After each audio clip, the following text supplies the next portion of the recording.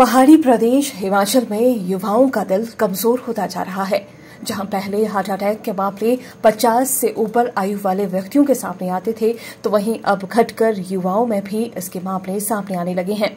अस्पताल आने वाले 1/3 हार्ट अटैक के मरीज युवा हैं, जिनकी आयु 40 वर्ष से कम है। वहीं आईजीएमसी में कार्डियोलॉजी विभाग में प्रोफेसर डॉक्टर अरविंद कंदौरिया से इस विषय पर बात की गई, तो उन्होंने बताया कि उनके ओपीडी में हार्ट के मरीजों में 100 में से 33% युवा होते हैं, जिनकी आयु 40 वर्ष से कम होती है, जिसमें 15% हार्ट डिजीज के होते हैं और अन्य बाकी हार्ट फेलियर के ही सामने आ रहे हैं।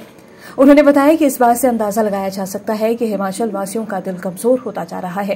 प्रदेश में खासकर युवाओं में हार्ट अटैक के मामले बढ़ने लगे हैं। हमारी ओपीडी में अक्सर 100 से 150 के आसपास डेली मरीज आते हैं जिनको हार्ट की प्रॉब्लम होती है, पर जिनमें हार्ट अटैक होता है उनमें अप्रॉक्सीमेटली कम से कम 30 से 40 पेशेंट ऐसे होते हैं जिनको हार्ट अटैक होता है। उसमें एटलीस्ट 33% टू 35% जो यंग पेशेंट्स होते हैं। यंग पेशेंट्स मीन्स उनकी उम्र जो है वो 40 साल से कम होती है। इनके मुख्य कारण ना 2 किस्म के होते हैं। एक तो जिसको हम कहते हैं कि मॉडिफाइबल रिस्क फैक्टर, एक होते हैं non modifiable risk factor. Non modifiable risk factor means कि पेरेंट्स से आपको जीन्स अच्छे नहीं मिले हैं।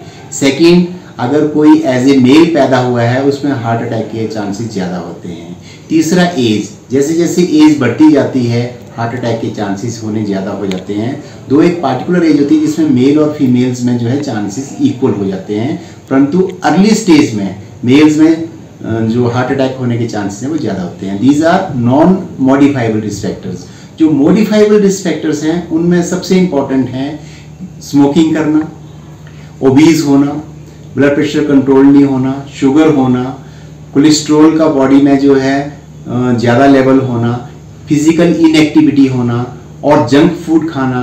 इसके अलावा कुछ और फैक्टर हैं, कुछ और बीमारियां होती हैं जिनके कारण हार्ट अटैक हो सकता है। इनमें हार्ट अटैक हो सकते हैं अगर किसी की family history of premature coronary disease है, किसी का कोलेस्ट्रॉल ज़्यादा है, ब्लड प्रेशर अनकंट्रोल्ड है, वो स्मोकिंग करता है, एक्सरसाइज नहीं करता है, सेडेंटरी लाइफस्टाइल है, उसका डायबिटीज है।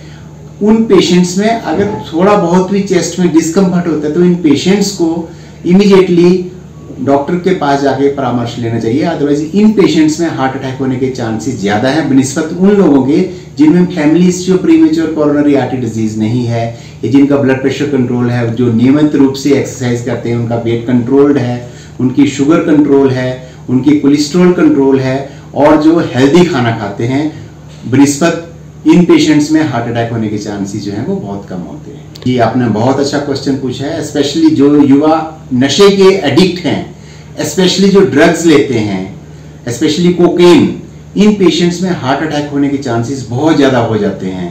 अगर किसी की हार्ट की नाड़ियाँ जिनको कोरोनरी आर्टरीज बोलते हैं, अगर वो नॉर्मल भी हैं, अगर कोई इस तरह का नशा कर रहा है, कोकेन ले रहा है, तो उन पेशेंट्स में उन नाड़ियों में एकदम स्पाज्म हो सकता है, उसके कारण हार्ट अटैक आ सकता है। उन नाड़ियों में डिसेक्शन हो सकती है, उसके कारण हार्ट अटैक आ सकता है। इसलिए मैं तो यही कहूँगा कि युवाओं को कि किसी भी तरीके का वो नशा ना करें और एक अच्छी सेहत पाके एक अच्छे देश का निर्माण करें।